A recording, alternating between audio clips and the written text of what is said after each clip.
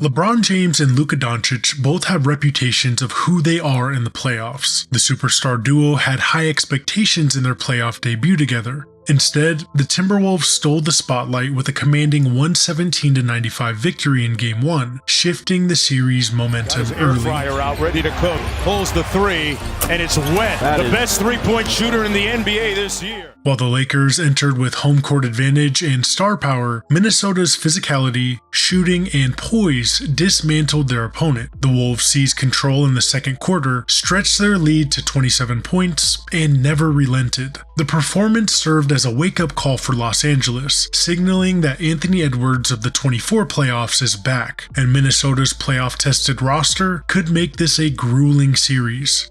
Here's a few takeaways from Game 1. Number 1, Anthony Edwards is the leader the Wolves need. Edwards' stat line of 22 points, 9 assists, and 8 rebounds only scratches the surface of his impact. While his shooting efficiency was unremarkable, his playmaking and defensive intensity set the tone. A third quarter leg cramp briefly sent him to the locker room, but he returned to end a Lakers rally and retake control of the game. Number 2, the Lakers collapsed after a strong start. Los Angeles opened with a 7-point lead in the first quarter, but unraveled rapidly, outscored 53-27 over the next 2 quarters. Minnesota's transition offense, fueled by defensive stops, overwhelmed the Lakers' disjointed efforts. LeBron James went scoreless in the first quarter, while Austin Reeves at 5 for 13 shooting struggled to find rhythm. The Wolves' defensive versatility neutralized LA's star trio, exposing their lack of size and bench production. Number 3, Luka's heroics can't offset Lakers' shortcomings. Luka looked really good to start his Lakers playoff debut, dropping 20 first-half points, but his 37-point, 8-rebound effort was undermined by minimal support. The Lakers' bench was outscored 43-13, and Minnesota dominated the paint and boards. Luka's single assist highlighted his teammates' inability to capitalize on his playmaking, a glaring concern moving forward. Number 4, Naz Reid and Jaden McDaniels are the X factors for the Wolves in this series. Minnesota's offense surged with Naz Reid, scoring 23 points and shooting 6 for 9 from 3. While Rudy Gobert remains the defensive anchor, Reid's versatility provides a matchup nightmare. His 30-minute showcase, coupled with the Wolves' deep bench, exposed LA's lack of front court depth and could force lineup adjustments. Jaden McDaniels, known primarily for defense, erupted offensively with 25 points on 11 for 13 shooting, and he recorded 9 rebounds. His corner three-pointers punished the Lakers' defensive gambles, while his length and agility stifled Doncic on the perimeter at times.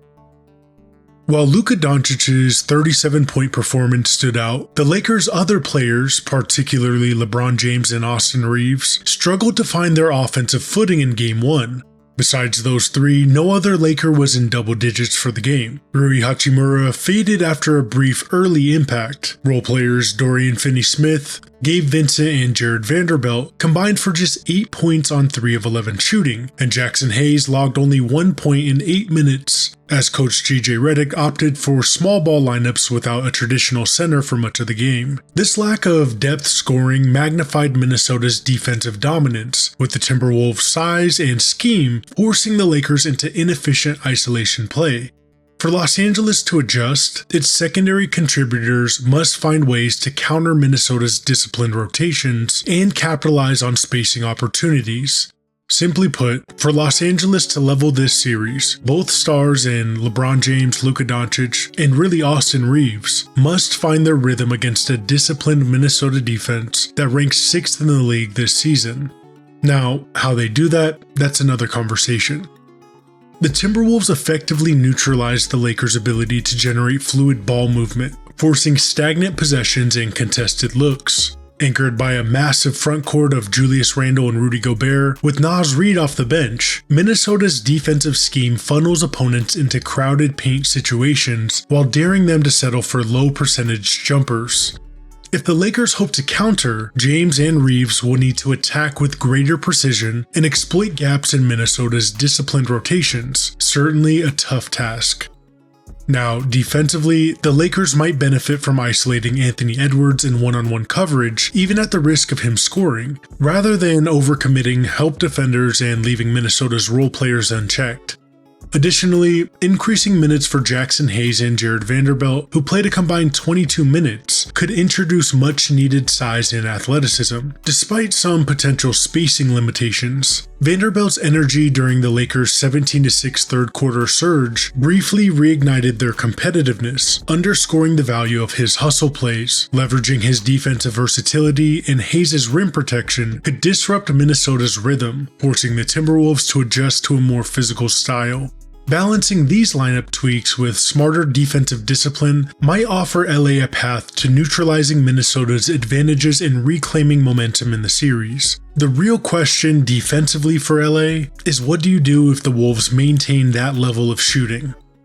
Now, Minnesota may hold an early advantage in the Western Conference playoff series, but longtime NBA fans know the unpredictability that comes with facing the Los Angeles Lakers in the postseason. Minnesota, still chasing its first NBA Finals berth, came closest to a title in 2004 when they reached the Western Conference Finals against the Lakers. Despite splitting the first 2 games at home, the Wolves ultimately fell 4-2 in the best-of-7 series. Though Minnesota has already secured a split of the opening road games, history serves as a reminder and a warning that complacency in Game 2 could prove costly, even with the series shifting to their home court later this week. The Wolves' Game 1 dominance raises urgent questions for Los Angeles. Can their stars overcome Minnesota's defensive schemes? Will role players step up? For now, the pressure is on the Lakers to adjust. Do you think the Lakers will bounce back, or is this the Wolves series to win? Let me know who you have in the comments. And thanks for watching Sports Pantheon.